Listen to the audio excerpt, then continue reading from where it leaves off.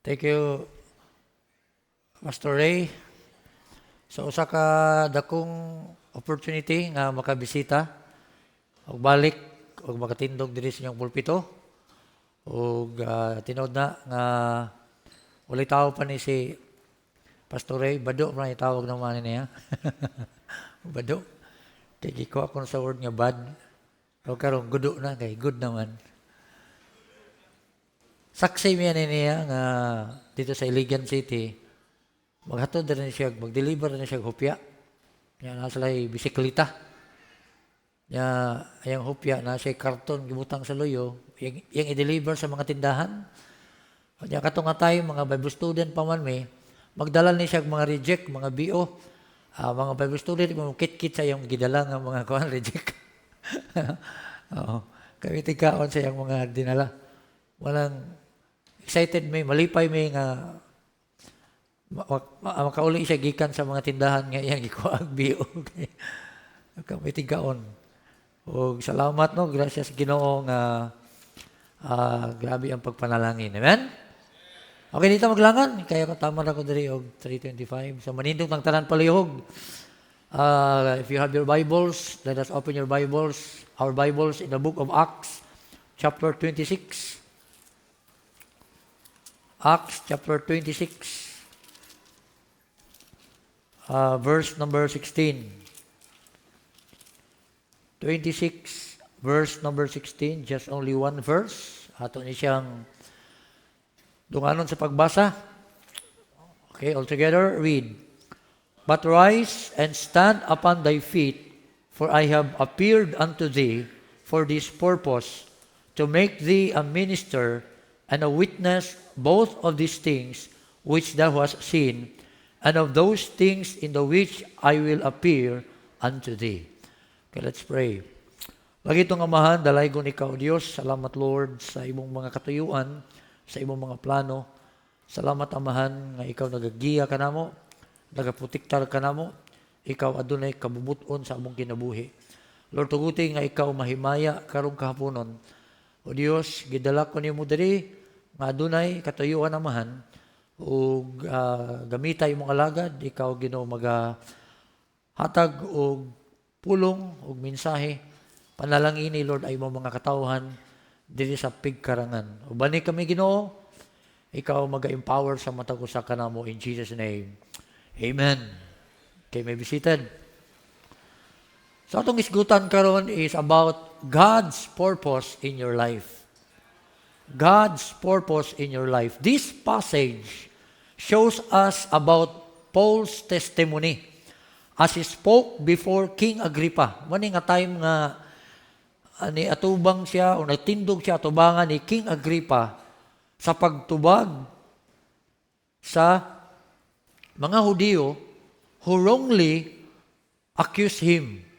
O atong makita din sa passage that Paul shared to King Agrippa his testimony about how he had met Christ in the road to Damascus, that Christ revealed himself and spoke to him concerning God's purpose in his life. So, mo ni pinaka dili ni malimod, dili ni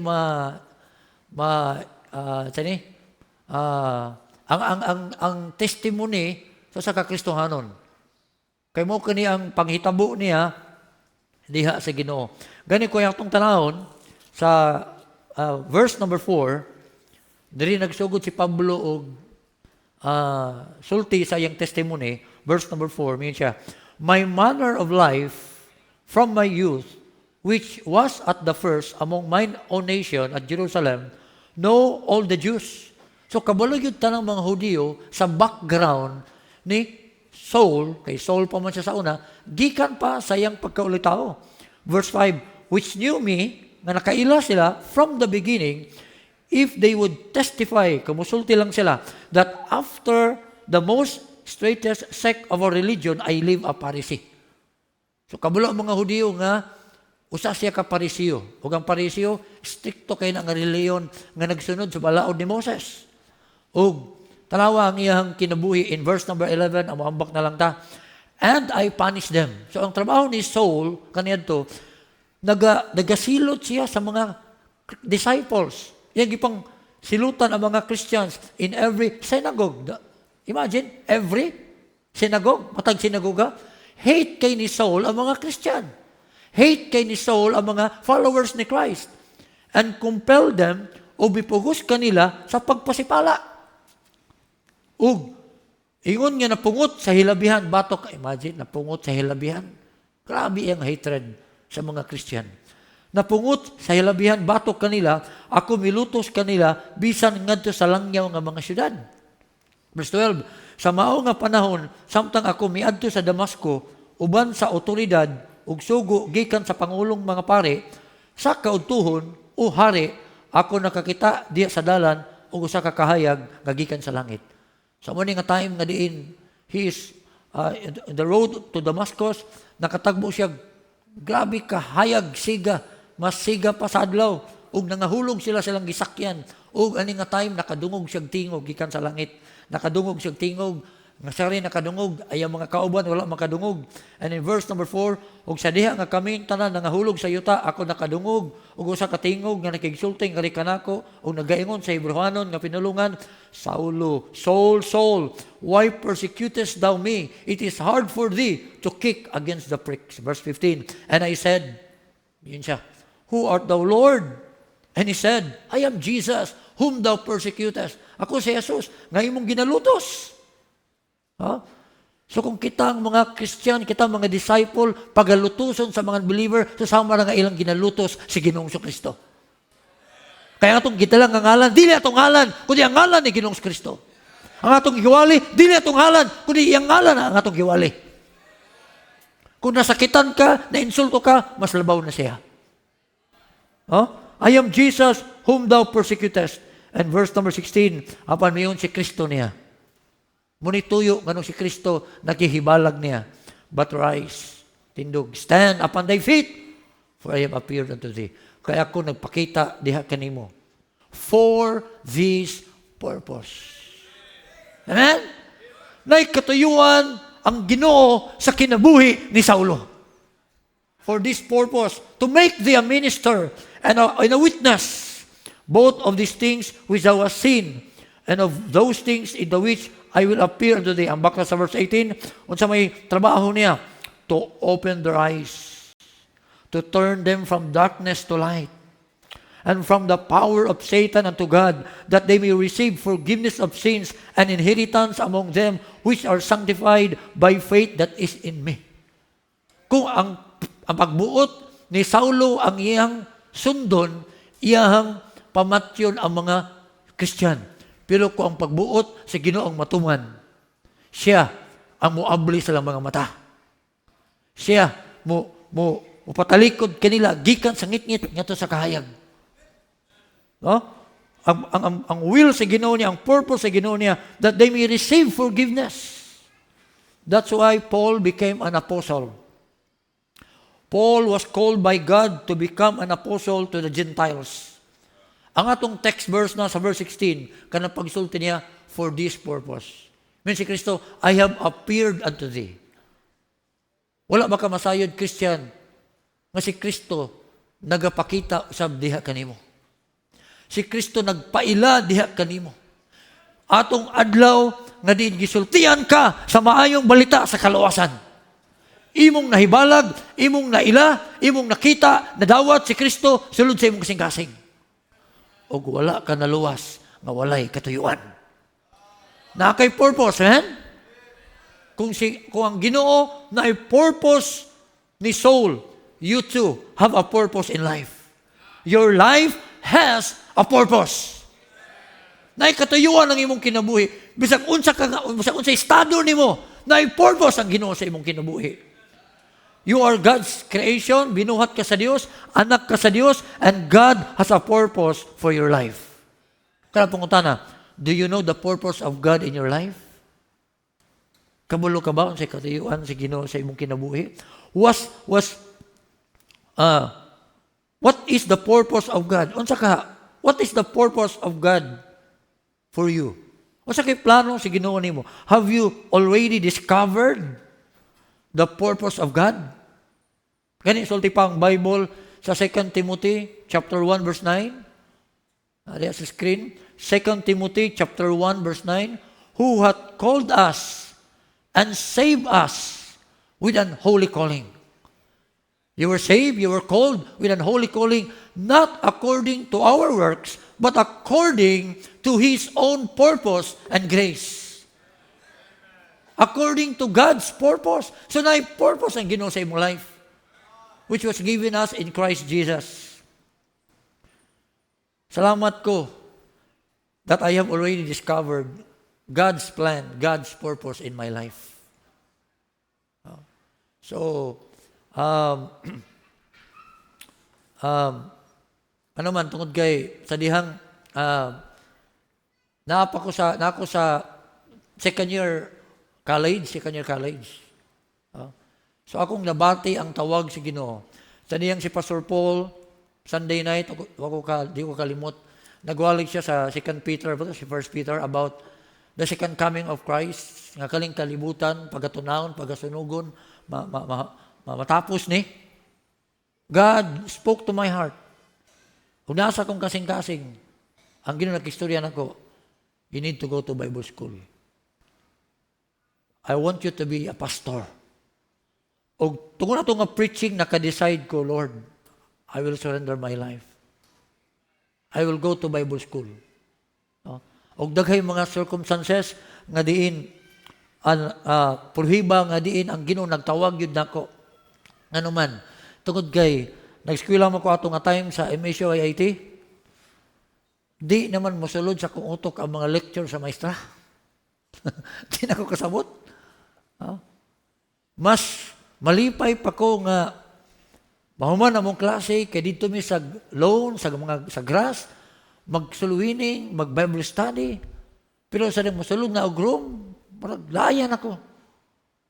So, giwala sa gina akong kalipay sa pag-eskwela sa secular course.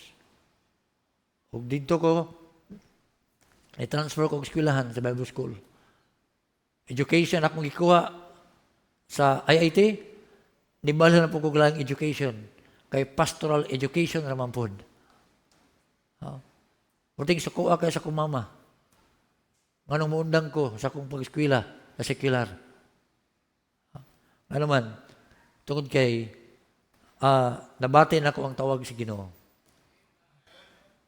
O gawa dama ha, gitawag siya sa kalugar, gawagi ko kaadto pa, sukad-sukad.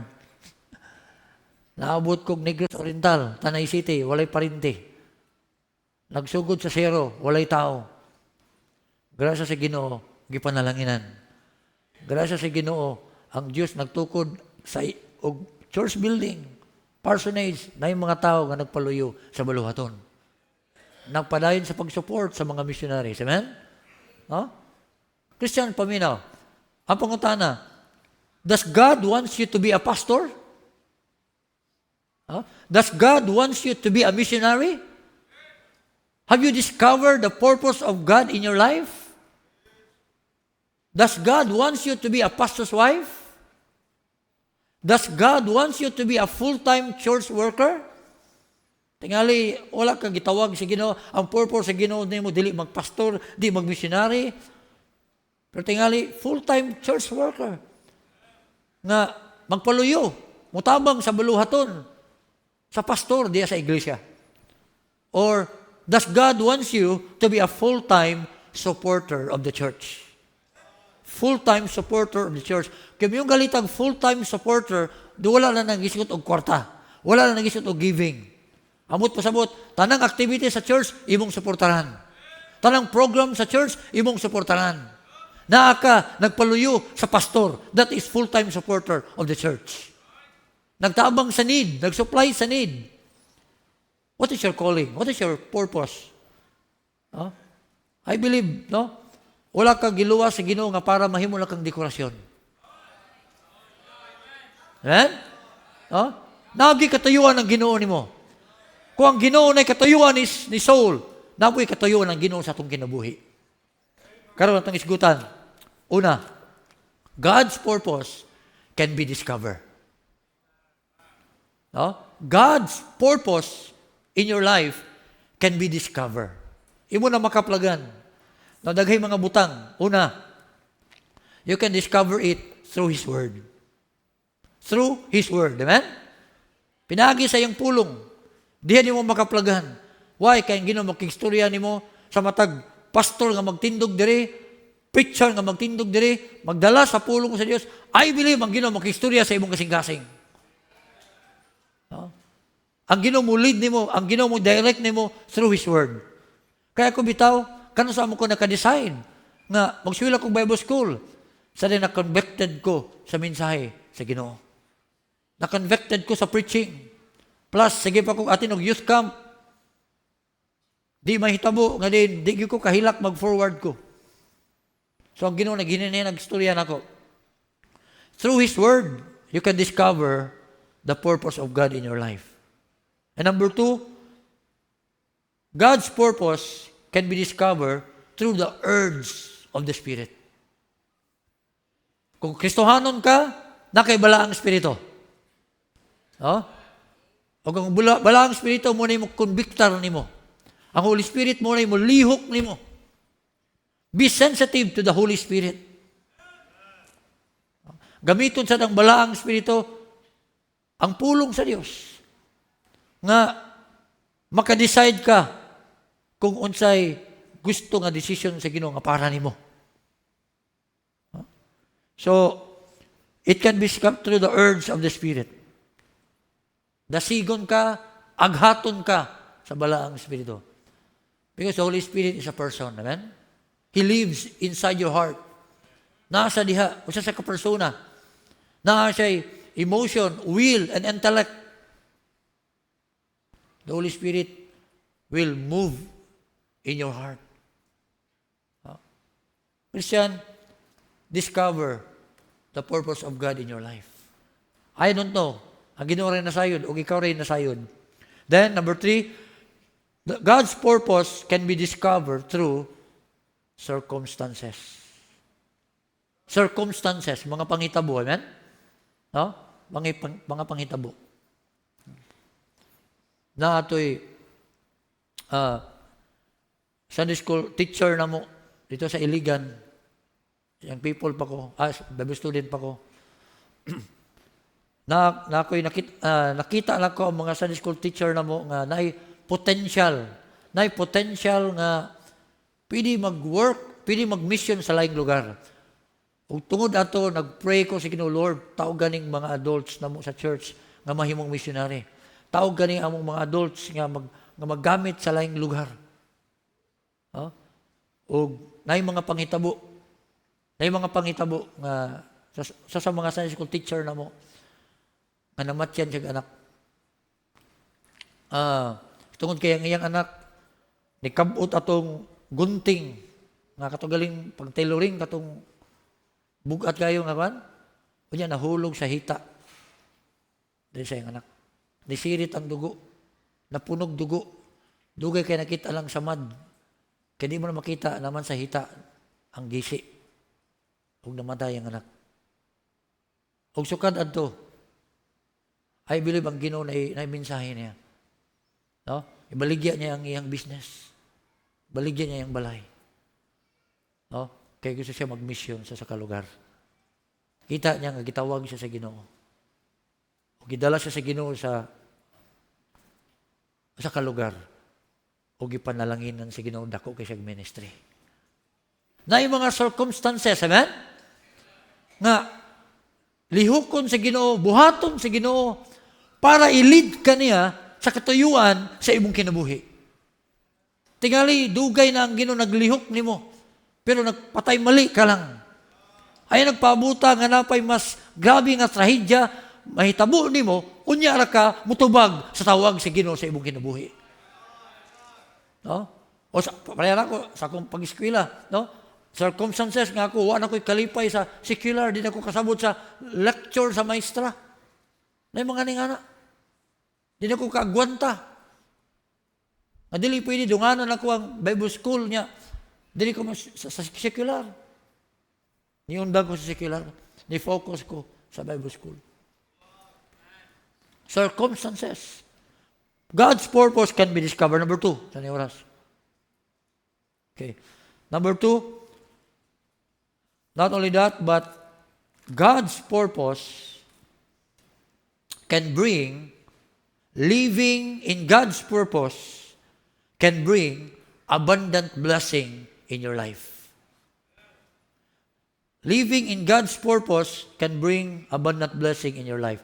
Look at Genesis chapter 12, verse number 1 to 3. Genesis chapter 12. Kita ni Abraham. Now the Lord had said unto Abraham, Get thee out of thy country, and from thy kindred, and from thy father's house, unto a land that I will show thee.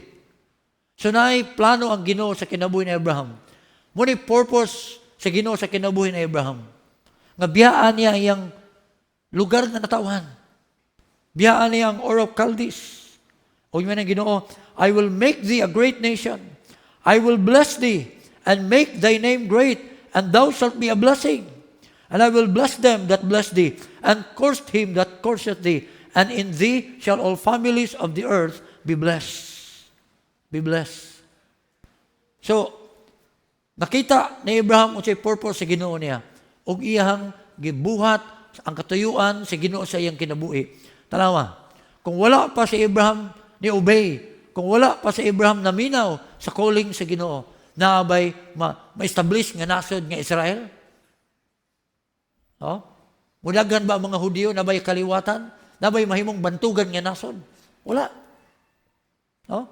So, living in God's purpose can bring abundant blessing in your life. Look at Genesis chapter 22. Verse 15. 22, verse 15 to 18. And the angel of the Lord called unto Abraham out of heaven the second time, and said, By myself have I sworn, saith the Lord, for because thou hast done this thing, and hast not withheld thy son, thine only son, that in blessing I will bless thee, and in multiplying I will multiply thy seed as the stars of heaven, and as the sand which is upon the seashore, and thy seed shall possess the gate of his enemies. Imagine, no? Sa Abraham, usa lang ka farmer karon nakaangko na og bantugan nga nasod. Og iyang kaliwatan ni kuyanap ni daghan. Og nahimo silang pinili nga katawhan sa Ginoo. Di na matawag na tog abundant blessing. That is a blessing, amen? Oh? Why? Because Abraham lived in God's purpose. So, sabi mo, God's blessing is hindered.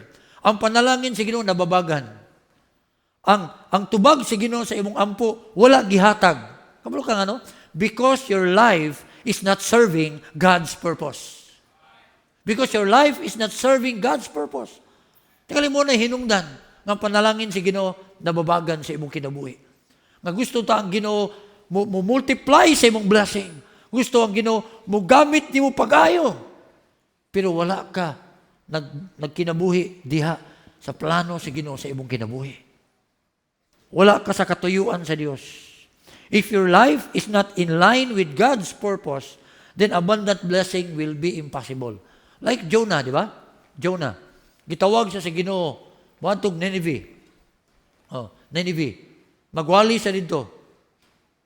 Para warningan ang mga tao dito. Kasi gibuhat ni Jonah, niya tunog Tarsis. Wala niya gibuhat, wala siya sa katuyuan sa Ginoo. Wala siya sa kabubuton sa Dios. Niya tunog Tarsis, unsa niya tabo niya, nakaplagan niyo na yang kaugalingon sulod sa tiyan sa isda. Pero sa diyang naanay siya sa kabubuton sa Dios. Natagaan siya second chance. He obeyed God.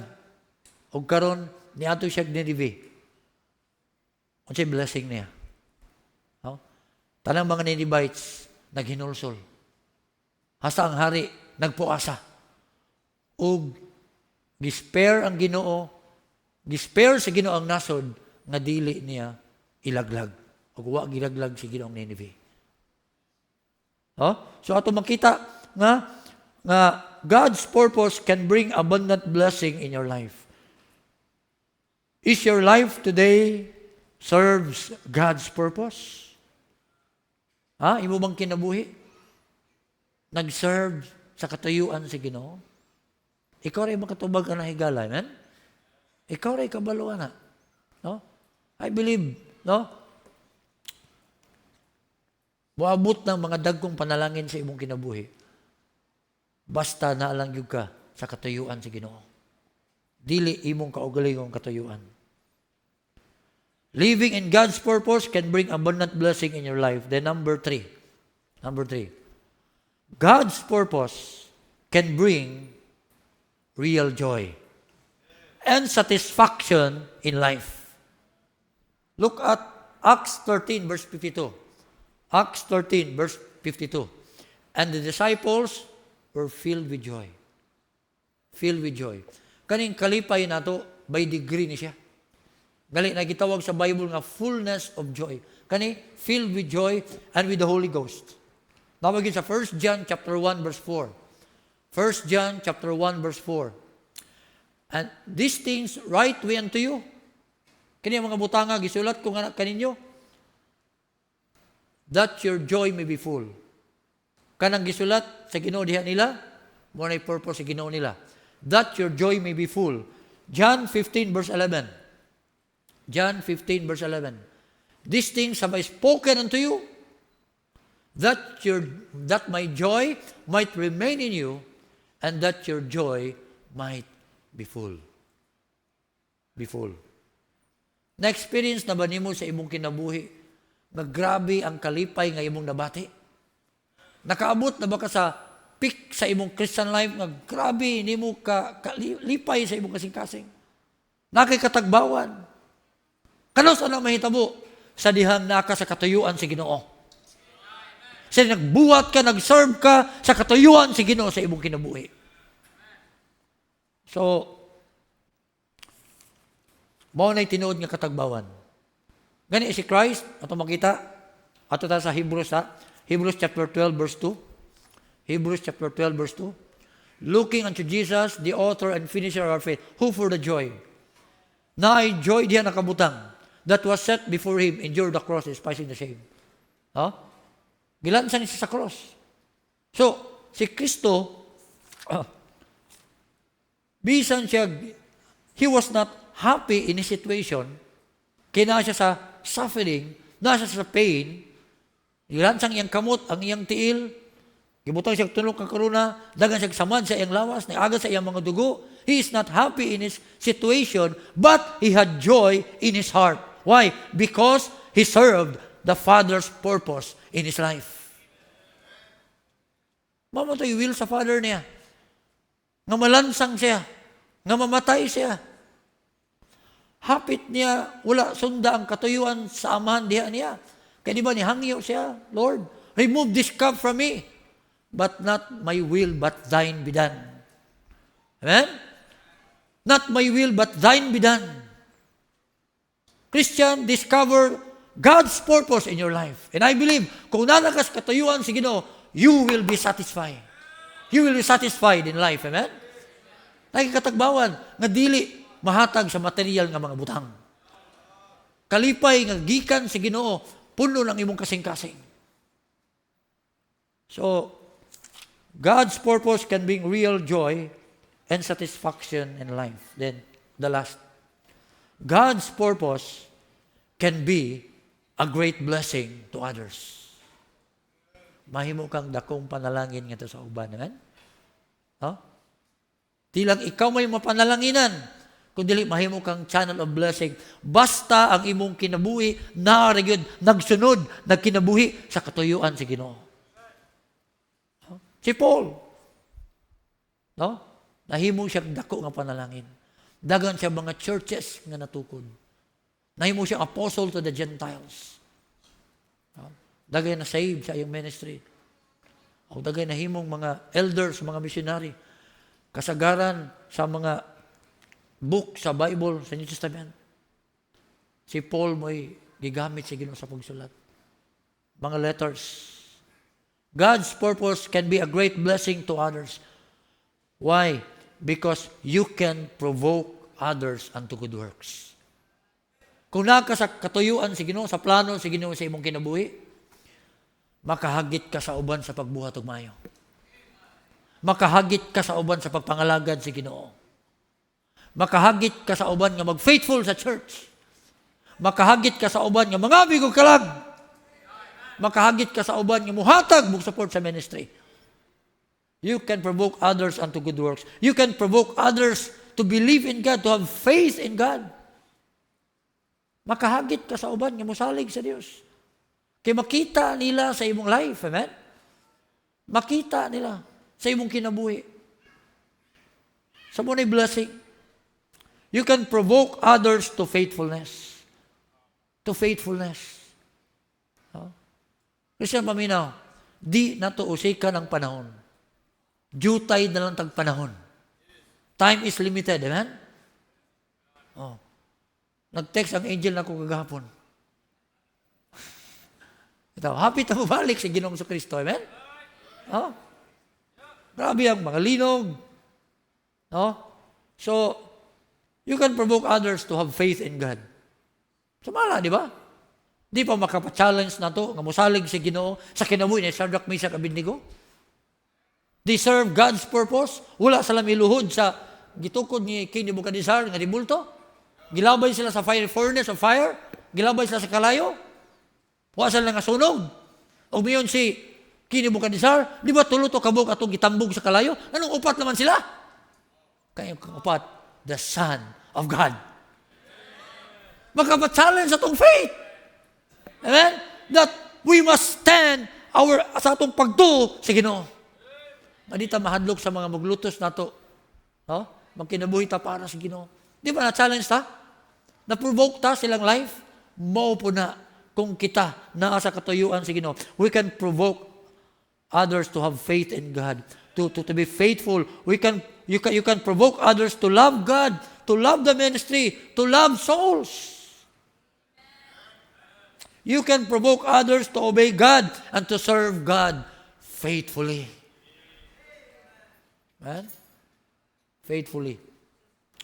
So, wala Christian, ang pangutana, have you discovered God's purpose in your life? Have you discovered? Imo na bang na-discovery? Nag-serve ba ka? Ang imuhang life karon? Nag-serve ba sa katuyuan sa Dios? Unsa may pakistorya sa Ginoo nimo? Christian, listen to God. Amen? Wala na panahon karon sa bagbakslahin. Amen? Mabalik ng Ginoo, mga tubang tatanan sa judgment seat of Christ. Kanindot, kung mabalik si Kristo o kung mamatay ta, ang atong kinabuhi natapos aning kalibutan na tungod kay natapos ang aning kalibutan na nga nag-serve ta sa purpose sa Ginoo sa atong kinabuhi. Amen? Manindog tanan, mag-pray ta. Lagi itong Amahan, dalaygon ikaw, Diyos. Salamat, Lord, sa imuhang pulong. Lord, I pray nga I believe, Ginoo, nga ikaw nagkistorya sa matugo sa kakasing-kasing na kay plano sa tagsa-tagsa. Ako nagampo, Lord, nga dili na sayangon ang panahon nga maglaroy-laroy nga din wala ginoy nahimo alang sa imong kaymayan. Lord, ikaw mag-istorya kanila o ikaw sa magapadayon sa pagpatubo, pagdasig. Salamat sa imong pulong. Ako kining giampo in Jesus' name. Amen. Again, salamat, Pastor Loe. Remain standing, bow your head and close your eyes. We will do this very short invitation. Just bow your head and close your eyes while the piano will play very softly. Mga Kristohanon, walay bisan usa ka nato nga giluwas to sa Ginoo. Nga basta lang giluwas ka sa Ginoo. You don't have a purpose. God save you, maybe first in your family. Ikay mo yung una giluwas sa Ginoo because God wants you to be a blessing to your family. Gusto sa Ginoo, pinaagi nimo, mahimosad nga madawatan sa imong mga minahal sa kinabuhi ang kaluwasan sa ilang kalag. Maybe nara ka dire, you're sitting down, wala kay gihimo para sa ministry because imong nahuna, walay katuyuan yun ang Ginoo sa imong kinabuhi. No, you are wrong. Maybe God is waiting you to come and said, Lord, here's my life, use me. Now, kung imo lang pangitaon o musunod lang ka sa kabubuton sa imong kinabuhi, there is an abundant blessing sa imong kinabuhi. There is joy, and you become a blessing to others, a great blessing to others. If God's speaking to your heart, why you will not come to the altar? Come on, young people at the back, Christian at the back, if God's speaking to you, please come and just lead. Lord, I know, doon na kay katuyuan sa akong kinabuhi. Walay bisan usa ka nato, walay katuyuan sa Ginoo. But God cannot use us unless imong pangitaon ang purpose sa Ginoo sa imong kinabuhi. God has a purpose. God wants you to serve Him. Come to the altar and pray to the Lord. Our Heavenly Father, we thank you, Lord, sa imong pulong among dudunggan. Thank you, Lord, ni Pastor Loy for using him, preaching your word, even in Tanahay, Ginoo, sa Metro Bible Baptist Church sa Tanahay. Salamat, Ginoo, sa iyang pamilya for using them there. Lord, thank you so much for your word. Lord, I pray that you will bless these people, O God. They came forward. Na mo makita, Lord, ilang makita ang katuyuan nimo sa ilang kinabuhi. Lord, we know that all things, O God, nasa among kinabuhi, you want to use us to spread out the gospel, to bless us para makita ka sa among kinabuhi. Lord, help your people na among makita ang katuyuan sa among kinabuhi diya kanimo. Tabangi kami, Ginoo. Thank you, Lord, for these people. They came forward. They knelt down. Lord, bless their heart. In Jesus' name I pray. Amen. Thank you. Thank you. Please be seated.